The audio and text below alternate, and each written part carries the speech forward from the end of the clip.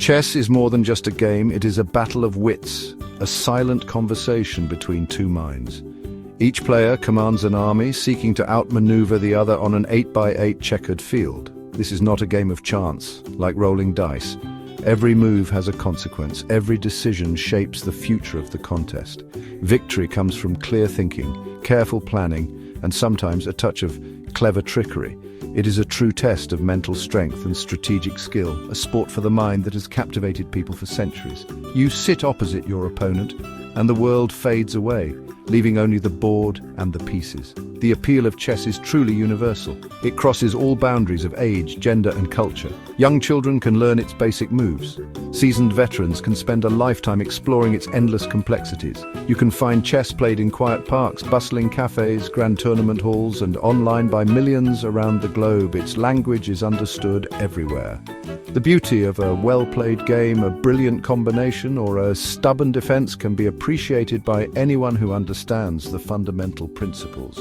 This timeless quality ensures that chess continues to fascinate and challenge new generations of players. Playing chess offers many benefits beyond simple entertainment. It sharpens your critical thinking skills. You learn to analyze situations, identify threats, and evaluate potential moves. It teaches patience, as rushing often leads to mistakes. You develop foresight, learning to think several steps ahead and anticipate your opponent's intentions. Problem solving becomes second nature as you constantly look for solutions to the challenges presented on the board. These are valuable skills that can help you not just in chess but in many other areas of your life. Chess trains your brain to be more disciplined and focused. This guide is written for you, the aspiring chess player. Perhaps you've seen others play and felt curious. Maybe you know a few basic moves but want to understand the game better. Or perhaps you are a complete beginner, eager to learn from scratch. Whatever your starting point, this guide aims to provide you with a clear and simple understanding of chess. We will cover its history, the rules, how the pieces move, basic strategies, and tips to help you improve. My goal is to help you appreciate the depth and beauty of this royal game, and to set you on the path to becoming a confident player. The story of chess begins long ago in ancient India, around the 6th century AD. The game was then known as Chaturanga. This name referred to the 4 divisions of the Indian army at the time: infantry, cavalry, elephants, and chariots. These 4 elements were represented by pieces that would eventually evolve into the pawns, knights, bishops, and rooks we know today. Chaturanga was played on an 8x8 board, similar to the one we use, and it already involved strategy and capturing enemy pieces. It was a game designed to reflect the art of warfare, a way to practice military tactics without actual conflict. From India, Chaturanga spread to neighboring Persia. The Persians adapted the game and called it Shatran. It was in Persia that the famous phrase Shah Mat originated. Shah means king in Persian. Mat means helpless or defeated. So Shah Mat literally translates to the king is helpless, which is the origin of our term checkmate. The game became very popular among the Persian nobility. They valued it for its intellectual challenge and its connection to strategic thinking. The pieces began to take on more defined movements, closer to what we recognize today. The game continued its journey westward, carried by traders and travelers along the Silk Road, and also through the Arab conquests. It reached Europe around the 9th or 10th century. In Europe, chess underwent further significant transformations over several centuries. The rules were gradually modified and the pieces gained new powers and appearances. For example, the Fürzen or counselor piece in Shatranj, which had limited movement, eventually evolved into the powerful queen we know today, greatly speeding up the game. The elephant became the bishop. These changes made the game more dynamic and exciting. By the 15th century, chess had largely taken on its modern form in southern Europe. The queen became the most powerful piece on the board, and pawns gained the option to move 2 squares on their first move. These changes are often referred to as mad queen chess because of the queen's enhanced abilities. Around the 19th century, the design of chess pieces was standardized, largely thanks to the Staunton chess set. Designed by Nathaniel Cook and endorsed by Howard Staunton, a leading player of the time. This design is still the standard for tournament play. Formal rules were established and organized chess tournaments and clubs began to emerge, leading to the vibrant international chess scene we have today. The game of chess is played on a square board divided into 64 smaller squares. These squares are arranged in an 8 by 8 grid. The squares alternate in color, typically light and dark, often referred to as white and black squares, regardless of their actual physical color. When you set up the board, it's very important to orient it correctly. A simple rule to remember is white on right. This means that from each player's perspective, the square in the bottom right corner should be a light-colored square. This ensures that the pieces are placed correctly and consistently for every game. Each square on the chessboard can be identified by a unique coordinate, much like a map. The horizontal rows are called ranks and are numbered 1 to 8. The vertical columns are called files and are lettered A through H. White's pieces start on ranks 1 and 2, while black's pieces start on ranks 7 and 8. This system, known as algebraic notation, allows players to record moves and analyze games. For example, moving a piece to the square at the intersection of the E file and the fourth rank is written as E4. Knowing this system is helpful, though not essential for casual play initially. Now let's talk about setting up your army. Each player starts with 16 pieces. These are 1 king, 1 queen, 2 rooks, 2 bishops, 2 knights, and 8 pawns. The pieces are arranged in 2 rows. The back row, rank 1 for white, rank 8 for black, houses the more powerful pieces. The rooks go in the corners. Next to the rooks on each side are the knights. Next to the knights are the bishops. This leaves 2 central squares in the back rank for the king and queen. It's important to place these correctly. A very common beginner mistake is misplacing the king and queen. There's an easy way to remember their correct starting positions. Queen on her own color. This means the white queen starts on a light square, DE1, and the black queen starts on a dark square, D8. The king then occupies the remaining central square of its color next to the queen. Once the king and queen are placed, the back rank is complete. In front of this row of powerful pieces, on the second rank, rank 2 for white, rank 7 for black, all 8 pawns are placed, 1 on each square, forming a protective wall for the more valuable pieces behind them. The ultimate goal in chess is very clear. You want to checkmate your opponent's king. This means putting the enemy king in a position where it is under attack and has no legal way to escape capture on the next move. When a king is checkmated, the game ends immediately, and the player who delivered the checkmate wins. All other actions in the game, such as capturing pieces or controlling territory, are usually done with this final objective in mind. You are constantly trying to create threats against the enemy king while keeping your own king safe from harm. So, what exactly is check? A king is in check when it is threatened with capture by an opponent's piece. This means that if the player whose king is in check does not do anything about it, the king could be captured on the opponent's next turn. When you make a move that puts the enemy king in check, it is customary, though not required by rules in formal play, to announce check. This alerts your opponent to the danger. The king is a special piece. It can never be moved into check, and it can never be captured in the traditional sense. The game ends before that can happen. If your king is put in check, you absolutely must deal with the threat on your very next move. You cannot ignore it. There are 3 ways to get your king out of check. First, you can move the king to an adjacent square that is not under attack by any enemy piece. Second, you can block the check by placing one of your own pieces between your king and the attacking enemy piece. This is not possible if the attacker is a knight or a pawn. Third, you can capture the piece that is delivering the check.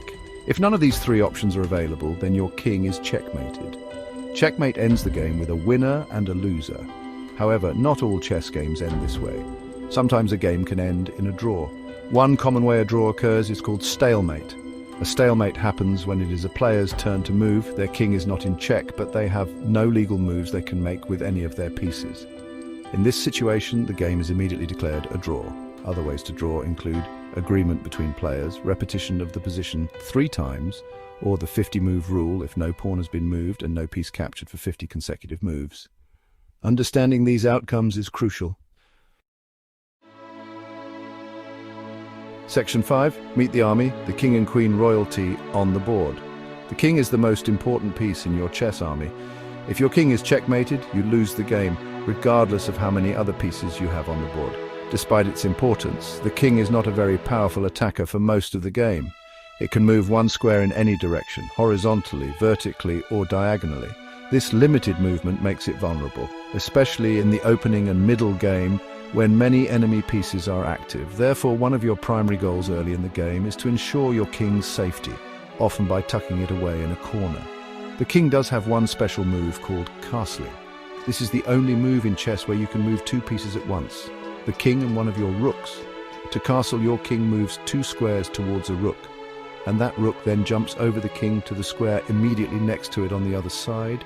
You can castle kingside, short castle, or queenside, long castle. There are conditions. Neither the king nor the rook involved can have moved previously. There must be no pieces between them. The king cannot be in check. And the king cannot pass through or land on a square that is under attack by an enemy piece. Castling is a vital defensive maneuver. The queen, on the other hand, is the most powerful and versatile piece on the chessboard. She combines the powers of a rook and a bishop. This means the queen can move any number of unoccupied squares horizontally, vertically, or diagonally. With such a wide range of movement, the queen can control a large number of squares simultaneously and can attack and defend across the entire board. Because of her strength, the queen is an extremely valuable piece. Losing your queen early in the game without adequate compensation usually puts you at a significant disadvantage. The queen's role is multifaceted. She is a formidable attacker, often leading assaults against the enemy king or capturing material. She is also a crucial defender, able to quickly return to protect her own king or other vulnerable pieces. Many opening strategies involve developing the queen to an active square, but it's important not to bring her out too early, as she can become a target for your opponent's less valuable pieces. Deciding when and how to use your queen and whether to exchange queens with your opponent are key strategic considerations throughout the game. She is a true powerhouse.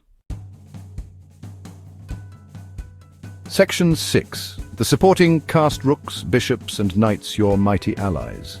The rook is a powerful piece, often considered second in strength only to the queen. A rook moves any number of unoccupied squares horizontally, along ranks, or vertically along files. It cannot jump over other pieces except when castling with the king. Rooks are particularly strong on open files that are not blocked by pawns of either color, as they can then control the entire length of that file, potentially penetrating into the enemy's position. They are also very effective on the 7th rank for white or 2nd rank for black, where they can attack pawns and restrict the enemy king. The rook's role often becomes more prominent as the game progresses into the middle game and endgame. In the opening, rooks are usually among the last pieces to be developed, often after castling. A common strategy is to connect your rooks, meaning they defend each other along the back rank. Doubling rooks, by placing both of them on the same open file or rank, can create immense pressure and often leads to decisive attacks or material gains. Because of their straightforward movement, rooks are relatively easy for beginners to understand, but mastering their coordinated power takes practice and skill. The bishop moves any number of unoccupied squares diagonally. It cannot jump over other pieces. Each player starts with two bishops, one that moves exclusively on light squares and one that moves exclusively on dark squares. This means a bishop will always remain on the color of square it started on. Bishops are most effective on open diagonals where their long-range power can be fully utilized. A pair of bishops, often called the bishop pair, is generally considered an advantage, especially in open positions, as they can control squares of both colors across the board. The knight is a unique piece with a very special move. It moves in an L shape, two squares in one direction, horizontally or vertically, and then one square perpendicular to that. The knight is the only piece that can jump over other pieces, whether they are friendly or enemy. This makes the knight particularly tricky and useful in closed positions where many pawns block the paths of rooks and bishops. Knights are excellent at attacking specific squares and can be hard for opponents to defend against due to their non-linear movement. A knight on a well-supported outpost, square deep in enemy territory, can be a very powerful asset. Section 7. The humble hero's pawns and their special powers. Pawns are the most numerous pieces on the board, with each player starting with 8. They are also the least powerful individually, yet they play a crucial role in the game, so much so that a famous chess master once called them the soul of chess. A pawn's basic move is to advance one square forward towards the opponent's side of the board. They cannot move backward. On its very first move, a pawn has the option to advance either one square or two squares forward. After its initial move, it can only move one square forward at a time. Pawns capture differently from how they move. A pawn captures an enemy piece by moving one square diagonally forward to the square occupied by the enemy piece. It cannot capture by moving straight forward. This unique capture method means that pawns can control squares diagonally in front of them, creating defensive chains or attacking enemy pieces. Understanding how pawns attack and defend is fundamental to understanding pawn structure, which is a key element of chess strategy. Pawns can support each other and form barriers that restrict the movement of enemy pieces. Pawns have two special moves. The first is called en passant, which is French for in passing. This special capture can only occur immediately after an enemy pawn on an adjacent file moves two squares forward from its starting position, landing beside your pawn. If this happens, your pawn can capture the enemy pawn as if it had only moved one square forward. The second special move is promotion. If a pawn manages to advance all the way to the opponent's back rank, the 8th rank for white or the 1st rank for black, it gets promoted. This means it is immediately transformed into a queen, rook, bishop or knight of the same color chosen by the player. Usually players choose a queen due to its power. The role of pawns is incredibly diverse. They form the pawn structure which dictates the character of the game, whether it's open or closed, and where the strengths and weaknesses lie for both sides. Pawns can be used to control key central squares, to launch attacks or to create defensive shields for the king. A passed pawn, one that has no enemy pawns in front of it on its own file or on adjacent files, can be a powerful weapon, especially in the endgame as it threatens to promote. Learning to use your pawns effectively is a sign of a growing chess understanding. They are small but mighty. Section 8. Basic battle plans, opening, middle game and endgame strategies. The game of chess can generally be divided into three phases: the opening, the middle game and the end game. Each phase has its own distinct characteristics and strategic goals.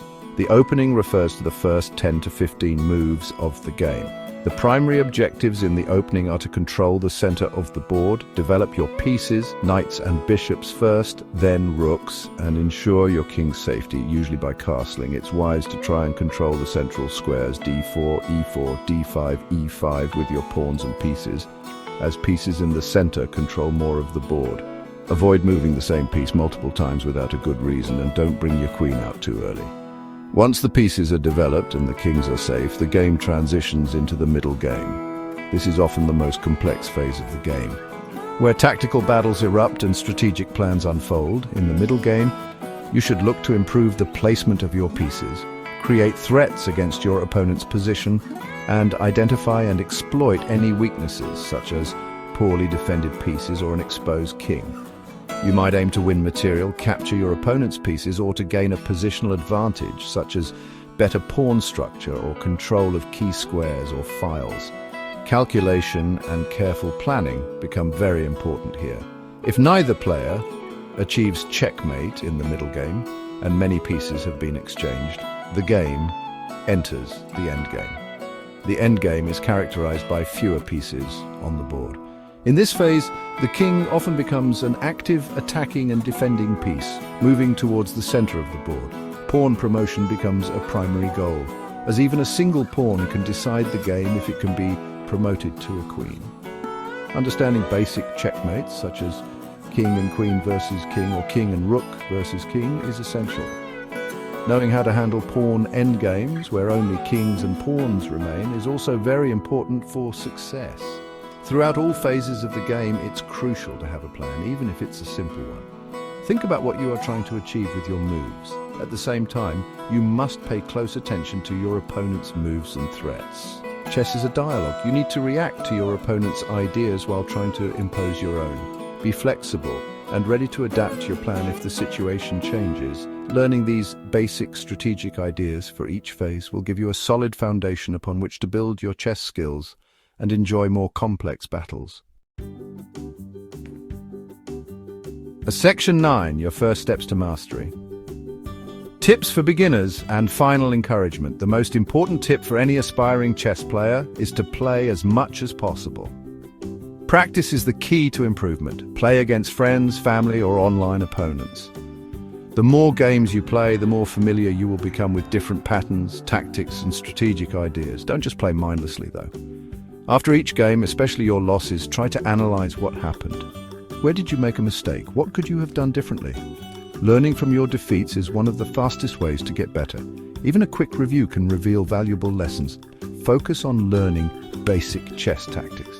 Tactics are short sequences of moves that result in a tangible gain, like winning material or delivering checkmate. Common tactical motifs include forks, one piece attacking two enemy pieces simultaneously, pins, a piece is pinned against a more valuable piece, or the king, and skewers, the reverse of a pin, where a valuable piece is attacked and forced to move, exposing a less valuable piece behind it.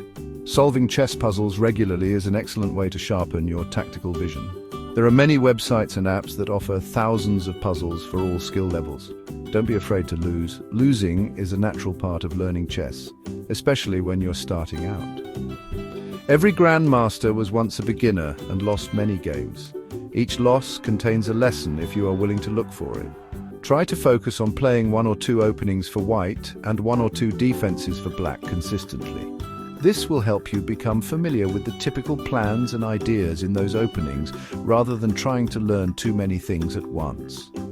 Focus on understanding the principles behind the opening moves, not just memorizing long sequences. Most importantly, remember to enjoy the journey of learning chess. It is a rich and rewarding game that can provide a lifetime of intellectual stimulation and enjoyment. There is always something new to discover, a new strategy to try, or a beautiful combination to appreciate. Be patient with yourself, celebrate your small victories, and keep learning. The world of chess is vast and fascinating, filled with history, art, and science. Embrace the challenge, practice regularly, and you will find yourself steadily improving and experiencing the unique joy that this royal game has to offer. Good luck and have fun playing.